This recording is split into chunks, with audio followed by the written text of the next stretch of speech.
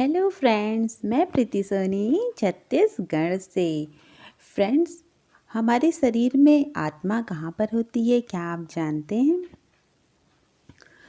कुछ लोग कह सकते हैं कि आत्मा नाभि में होती है, कुछ सहस्त्रार्ध में मानते हैं, लेकिन आत्मा होती है हृदय में, हृदय चक्र में। मतलब हमारा शरीर में निवास स्थान है हृदय।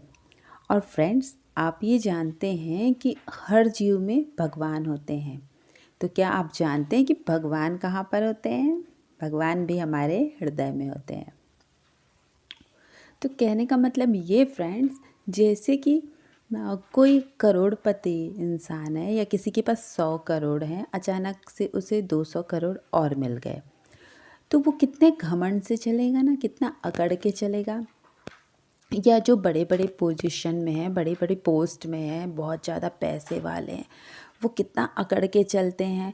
उनके चलने से भी लग जाएगा आपको कि ये मतलब कोई पर्सनालिटी है, कोई बहुत बड़ा ये 30 मार खां है।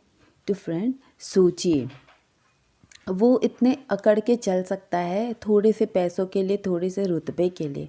तो हम ये क्यों नहीं फील कर सकते कि हमारे अंदर भगवान बैठे हैं? भगवान कौन? अनंत कोटि ब्रह्मांड नायक, जिन्होंने अनंत ब्रह्मांड को बनाया, पूरे विश्व की रचना की, हम लोगों को बनाया। मतलब भगवान से बढ़ के इस दुनिया में कुछ हो ही नहीं सकता। वो हमारे अंदर बैठे हैं। हम ऐसी फीलिंग क्यों नहीं लाते हैं? हम अगर ऐसी फीलिंग लाएंगे तो हम उनसे ज़्यादा अकड़ के चलेंगे। अकड़ के चलने का, घमंड से चलने का मतलब ये कि मस्ती में रहेंगे अपने। जो अभी हमारा मन भटकता रहता है ना इधर उधर, कि इसे देख ले, उसे देख ले, तो ये सब नहीं रहेगा। और हमें इस बात का डर रहेगा कि हमारे अंदर भगवान बैठे हैं, तो ये कहीं हम गलत काम जो कर रहे हैं ना, चोरी छुपे, ये देख लेंगे, नोट कर लेंगे।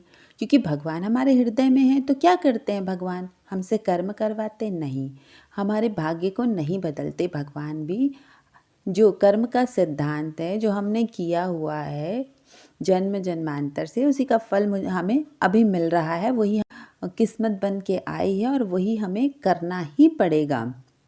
प्रारब्ध हमारा पहले से डिसाइड होता है। तो भगवान फिर करते क्या है हृदय में रह के? भगवान ये देखते हैं कि हम क्या कर रहे हैं, कौन से कर्म कर रहे हैं। वो हमारे कर्मों को नोट करते रहते हैं। और एक बात फ्रेंड्स, हम शरीर से जो कर्म करते हैं उसे भगवान नोट नहीं करते। हम जो मन से सोचते हैं भगवान उसे नोट करते हैं। हमारा मन कैसा है वो नोट करते हैं। जैसे शरीर से हम पूजा पाठ कर रहे हैं, बहुत दिखावा कर रहे हैं, लोगों के सामने बड़े भक्त बने फिर रहे हैं और अंदर से गंदी गंदी बातें सोच रहे हैं, तो भगवान हमारे उस दिखावे को नोट नहीं करेंगे। या जैसे कि आप देखिए, सीमा पे कितने सारे आर्मी जवान एक दूसरे को मारते रहते हैं, कितने हजारों को, सैकड़ों को मार देते हैं, तो भगवान ये नहीं कहते कि इसने इतने लोगों को मारा है तो इनको क्या सज़ा दी जाए। उस समय उनका मन होता है अपने देश की सुरक्षा करना।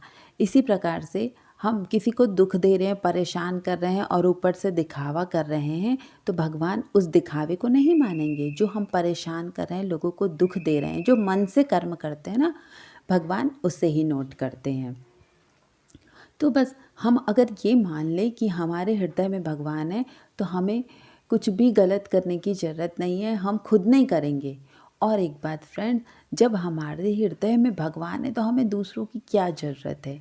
जैसे कुछ लोगों को लगता है हमारे शरीर में बहुत सारी बीमारियां हैं, हम भगवान का ध्यान कैसे करें, भक्ति कैसे करें? बहुत ज़्यादा कुछ करने की ज़रूरत नहीं है, बस आप इतनी सी ही बात मान लीजिए कि भगवान हमारे हृदय में है।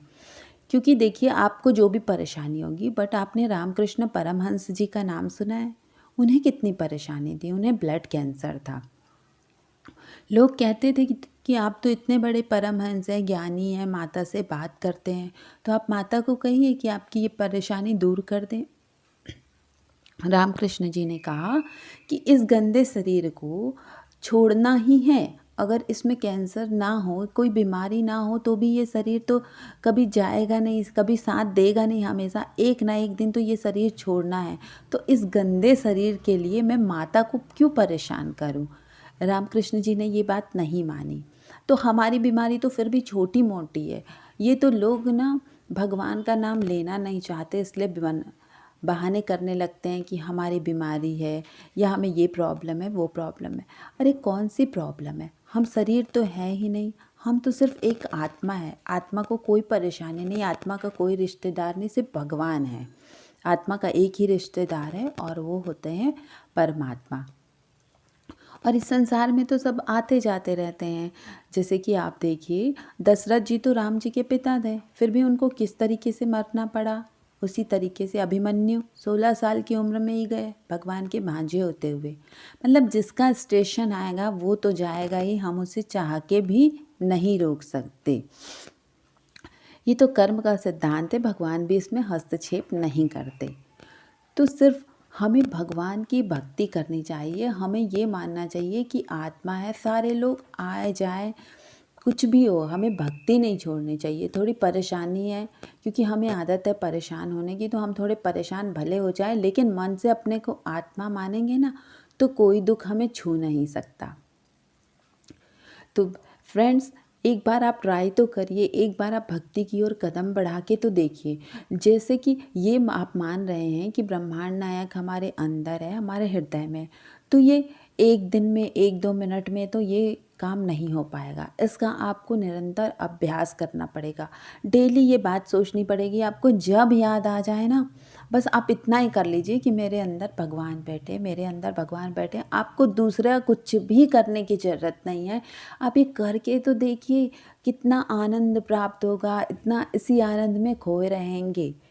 आपको बहुत अच्छा लगेगा फ्रेंड्स, एक बार ट्राई कीजिए। Thank you friends.